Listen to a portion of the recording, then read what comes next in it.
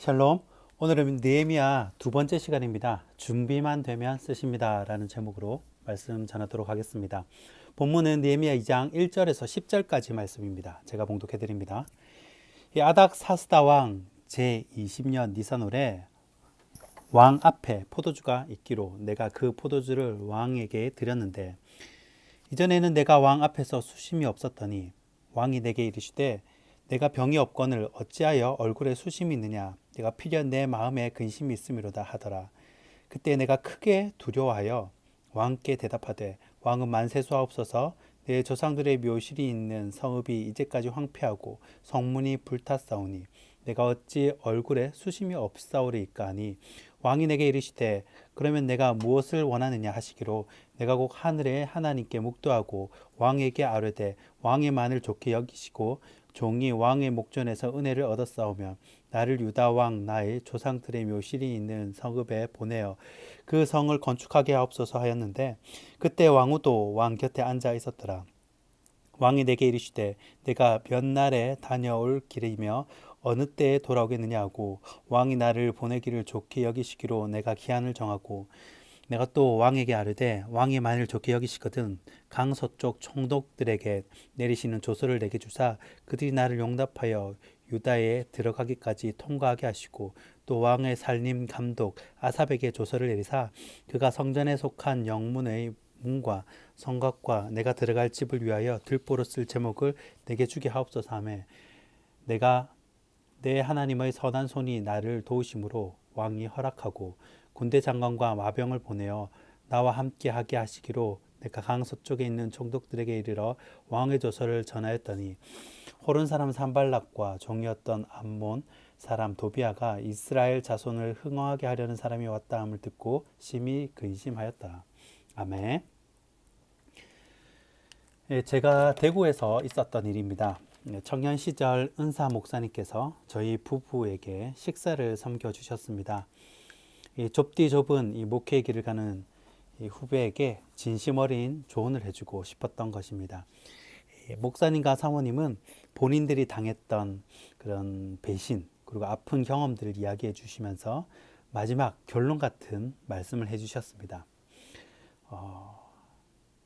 내가 준비만 되어 있으면 하나님이 꼭 쓰셔요.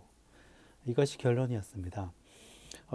미래와 진로가 불투명했던 저희 부부에게 은사 목사님 부부는 합을 맞추어 간증을 해주셨습니다.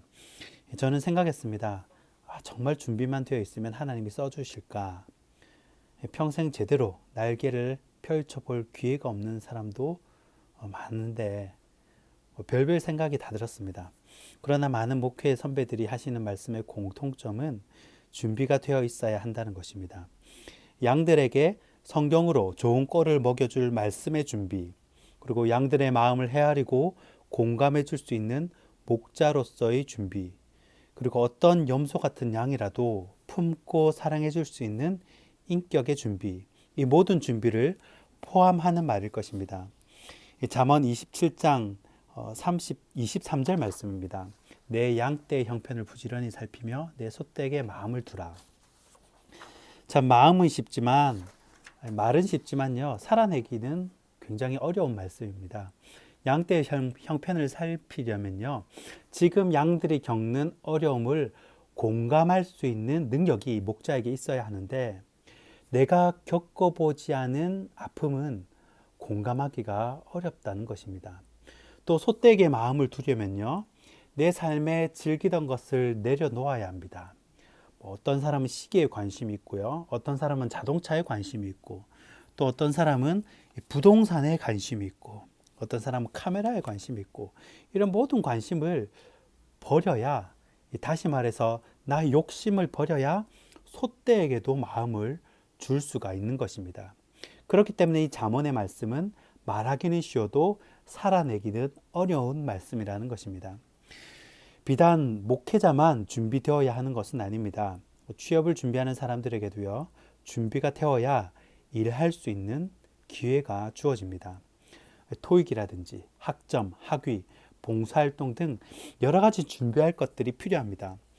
이런 것들이 준비되지 않으면요, 면접 볼 기회조차도 주어지지 않기 때문입니다. 결혼도 마찬가지죠. 사랑한다고 모두가 결혼할 수 있는 것은 아닙니다. 신랑과 신부가 각자가 해야 할 준비가 필요합니다. 요한복음 2장에 나오는 가나 혼인잔치 이야기는 갈릴리 결혼 풍습을 통하여 신랑 되신 예수님이 준비하는 것과 또 신부인 우리가 준비해야 할 것을 잘 보여주고 있습니다. 그렇다면 그렇게 보면 인생 어떤 것도요, 그냥 되는 것은 없다는 것을 알 수가 있습니다. 무엇이든 준비가 되어야 해요.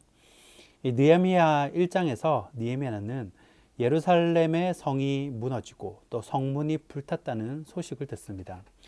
이게 남의 일처럼 읽으면요, 전혀 가슴에 와닿지 않지만 입장을 바꿔서 직장에서 일하고 있는데, 혹은 내가 뭐 등산을 하고 있다든지 다른 일을 하고 있는데 지인이 나에게 와가지고 전해주기를, 집사님 큰일 났습니다. 지금 집사님 집에 사람들이 와가지고 막 다 부수고 난리가 났습니다. 집 불지르고 난리가 났습니다. 만약 내 집이 그런 일이 일어났다면, 그 소식을 들었을 때 여러분 그 심정이 어떻겠습니까? 아마 느헤미야의 마음을 이해할 수 있을 것입니다. 그렇다고 이런 일들로 인해 마냥 주저앉아 있을 수는 없는 일입니다. 다시 일어나야 하고요. 또 우리는 다시 회복을 해야 합니다.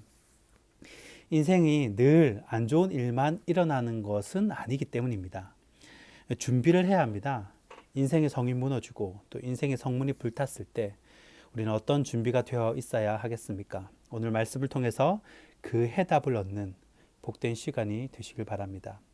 첫 번째는 묻는 습관을 들이라라는 겁니다. 물어보는 습관을 들이라는 거죠. 느헤미야가 지인들로부터 고향인 예루살렘 성이 무너지고 또 성문이 불탔다는 이야기를 듣습니다.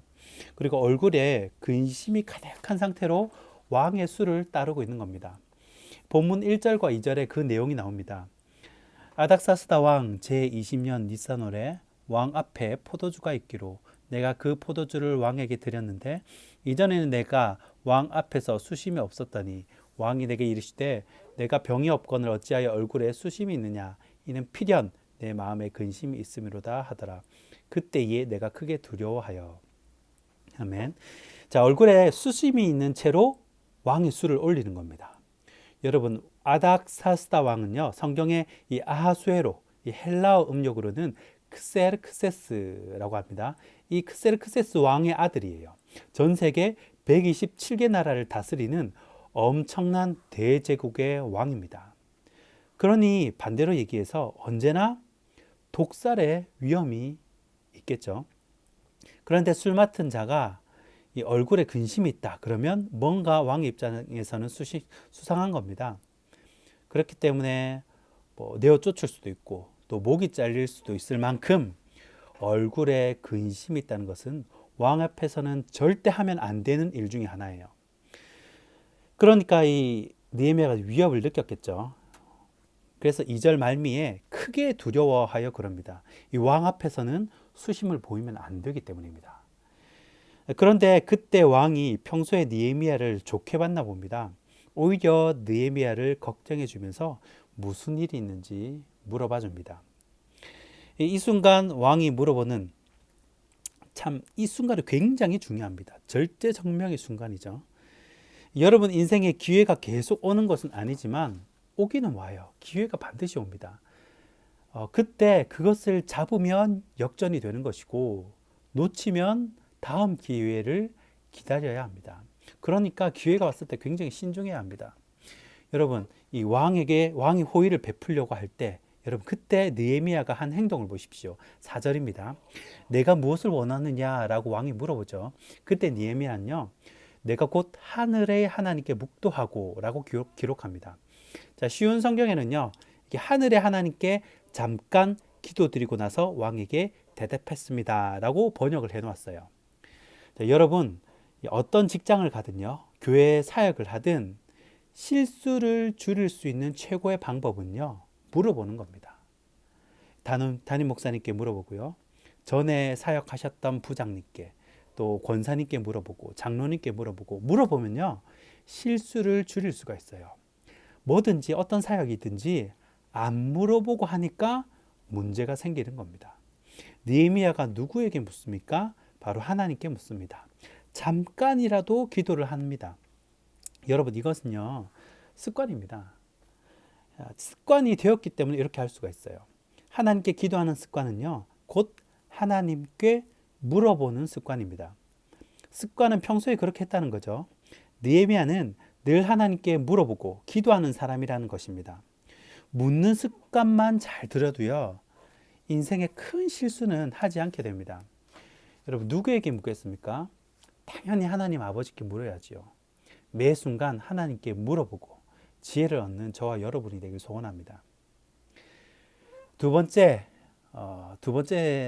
인생의 성이 무너졌을 때 어떤 준비가 필요합니까? 이 대안을 생각하고 있어야 한다는 것입니다. 대안을 생각하라. 여러분, 보통 리더는요, 큰 일 위주로 생각하기 때문에 자세한 것을 모를 때가 많습니다. 왕이나 대통령이라 할지라도 나라 곳곳에서 일어난 일을 다 알 수는 없는 것입니다. 그렇기 때문에 옆에 누가 있습니까? 참모가 있는 것이죠. 그래서 참모가 중요한 거고요. 이 아닥사스다 왕이 물어봤을 때요, 느헤미야가 어물어물하고 아무 말도 못한다면 이건 평소에 생각을 안 했다는 겁니다. 자기 놀고 다 놀고 할 거 다 하고 딴짓하면서 시간을 보낸 거예요. 그러면 막상 때가 왔을 때요, 말을 하지 못합니다. 그런데 아닥사스다가 딱 물어봤을 때 바로 대안을 제시합니다. 바로 7절과 8절입니다. 내가 또 왕에게 아뢰되 왕이 만일 좋게 여기시거든 왕 강 서쪽 총독들에게 내리시는 조서를 내게 주사 그들이 나를 용납하여 유다에 들어가기까지 통과하게 하시고 또 왕의 살림 감독 아삽에게 조서를 내리사 그가 성전에 속한 영문의 문과 성곽과 내가 들어갈 집을 위하여 들보로 쓸 제목을 내게 주게 하옵소서 하며 내 하나님의 선한 손이 나를 도우심으로 왕이 허락하고. 아멘. 자, 지금 느헤미야는요, 이미 시뮬레이션을 머릿속에 다 돌려본 겁니다. 내가 예루살렘으로 가면 어떤 일이 벌어질 것이고 또 무엇이 필요하고 그러기 위해서 내가 왕에게 뭐라 말해야 되고 다 시뮬레이션을 해본 거예요. 그러니까 왕이 물어봤을 때 필요한 것을 딱 정확하게 말하면서 대안을 제시할 수 있었던 것입니다. 여러분, 우리 인생도 마찬가지라고 생각을 합니다. 뭔가 대안을 가지고 있어야 돼요. 그냥 시간을 보내서는 안 됩니다. 관심을 다른 데 둬서도 안 돼요. 생각하고 또 이 방법 저 방법 찾아보고 머릿속으로 시뮬레이션을 돌려봐야 합니다. 여러분, 요셉도 그렇죠. 마냥 기도만 하고 있는 것이 아닙니다. 창세기 41장에 요셉이 파라오의 꿈을 해석해냅니다. 그리고 바로 대안을 제시합니다. 창세기 41장 34절인데요. 우리말 성경입니다. 바로께서는 이렇게 행하십시오. 온 땅에 감독들을 임명하시고 7년의 풍년 동안 이집트에서 추수한 곡식의 5분의 1을 거둬들이게 하십시오. 그리고 36절입니다. 그러면 이 땅이 흉년으로 망하는 일이 없을 것입니다. 아멘. 자, 명쾌한 대안을 제시하죠. 그러니 당연히 요셉에게 일을 맡기는 겁니다. 총리직을 주는 거예요. 대안이 있잖아요. 이 국가의, 이 조직의 미래의 대안이 있잖아요. 그러니까 요셉이 아마 이것에 대해 고민하지 않고 그냥 시간만 보냈다면 결코 이렇게 왕 앞에서 파라오 앞에서 이런 말을 할 수가 없어요. 요셉은요, 기도만 하지 않았습니다. 기도하는 사람은요, 반드시 대안을 생각하게 되어 있어요. 그러므로 대안이 있는 인생이 되어야 합니다. 내가 할 수 있는 것은 최선을 다해 준비해야 돼요. 그리고 8절 말미에 이렇게 기록합니다. 내 하나님의 선한 손이 나를 도우심으로 왕이 허락하고. 자, 결국 하나님의 은혜로 왕이 마음을 움직여 모든 일이 순적하게 하십니다. 인생의 미래를 생각하면서 대안을 세우고 준비하는 저와 여러분이 되기를 소원합니다. 자, 마지막 세 번째입니다. 인생의 성이 무너졌을 때 세 번째는 신경 쓰지 마라 라는 것입니다. 오늘 본문 10절 말씀입니다. 호론 사람 산발락과 종이었던 암몬 사람 도비아가 이스라엘 자손을 흥황하게 하려는 사람이 왔다 함을 듣고 심히 근심하더라. 자, 지금 느헤미야가 성벽 공사를 위해서 왕의 후원을 받아서 진행을 하려고 합니다. 좋은 일이죠. 정말 뭐 국가적으로나 또 개인적으로나 좋은 일입니다. 그런데 그런 좋은 일, 뭔가 해보려고 하면 꼭 방해꾼들, 내 마음에 화살을 쏘는 사람들이 있습니다. 이 산발락과 도비아가 그런 인물입니다. 이스라엘 자손이 잘 되는 꼴을 못 보는 거예요. 그래서 그냥 근심이 아니라 심히 근심했다고 성경은 기록합니다. 이 기록을 살펴보면요, 산발락과 도비아는 모두 혼혈 민족임을 알 수가 있습니다. 이 혼혈이라는 말은 신앙이 섞였다는 말이에요. 하나님을 온전히 섬기는 마음이 아니라 뭐 대충 섬기지 이런 마음입니다. 이 사람들이 앞으로 계속 느헤미야를 괴롭히는 거예요. 사실 어떤 사역을 하려고 할 때, 어떤 일을 결정하려고 할 때, 이 산발락과 도비아 같이 안 되기를 바라는 마음으로 악한 마음을 품는 사람이 있습니다. 세상에는 진짜 하나님을 잘 섬기는 순수한 사람도 있는 반면에 악한 사람들도 많이 있습니다. 그런데 그런 사람들이 찌르고 방해할 때마다 포기하고 넘어지면 결국 성벽 재건이라는 일을 감당해낼 수 없게 됩니다. 하나님께서 허락하신 일이라면 꿋꿋이 가야 합니다. 여러분 모세를 보십시오. 이 바로가 9번이나 거절을 하고 협박을 해도 10번째 찾아가서라도 이스라엘 백성들을 출애굽시킵니다. 하나님이 명하신 일이기에 하나님이 책임지신다라는 믿음을 가지고 오직하게 추진을 하는 겁니다. 원래 조각배, 작은 배는요, 조금만 파도가 쳐도 배가 흔들립니다. 심하게 흔들리죠. 그러나 항공모함 같은 큰 배는 웬만한 파도에는 끄떡도 하지 않습니다. 배가 크면 클수록 날씨에 상관없이 출항을 할 수가 있어요. 그러므로 우리가 가져야 할 태도가 무엇이냐? 우리를 방해하고 또 모함하는 말을 서슴지 않는 사람은 꼭 나타나게 됩니다. 그러나 그런 말을 듣더라도 낙심하지 마십시오. 산발락과 도비아 같은 사람은 그의 날이 길지 않습니다. 하나님의 때에 하나님의 방법으로 처리해 버리십니다. 믿음의 사람들은 하나님 말씀 딱 붙잡고 그것이 나의 욕심이 아니라 하나님이 기뻐하시는 일이라는 확신이 딱 서면 뭐라 하는 사람 말에 딱 귀 닫고 꿋꿋이 해나가시면 됩니다. 하나님께서 여러분의 손을 강하게 붙들어 주실 줄 믿으시기 바랍니다. 말씀을 맺습니다. 여러분 준비만 되면 쓰십니다. 목회자로서는 말씀의 준비, 또 인격의 준비, 자기 것도 내려놓을 수 있는 헌신의 준비가 되어야겠죠. 마찬가지로 모든 분야에는 준비가 필요합니다. 어떻게 준비해야 합니까? 묻는 습관을 들여야 합니다. 그래야 실수를 줄입니다. 야구나 축구를 보면 선수들이 실수하는 것이 다 기록이 됩니다. 그리고 그것이 그 선수의 미래에 영향을 미치게 됩니다. 여러분 그러면 실수를 하지 않으려면 어떻게 해야 됩니까? 물어봐야죠. 물어만 봐도 실수를 줄일 수가 있습니다. 두 번째, 대안을 생각해야 합니다. 느헤미야는 분명 기도하면서 조국의 미래, 대안을 생각했습니다. 그래서 기회가 왔을 때 왕이 물어봤을 때 그 대안을 서슴없이 말할 수 있었습니다. 세 번째, 산발락과 도비아 같은 사람을 신경 쓰지 말라는 겁니다. 거함이 되면요, 웬만한 파도에도 끄떡없이 갈 수가 있습니다. 결국 자신의 그릇을 키우는 것, 용량을 키워야 더 많은 사람들을 품고 다스릴 수 있는 것입니다. 오늘 말씀을 기억하시면서 하나님께 쓰임받는 저와 여러분이 되길 주님의 이름으로 축원합니다.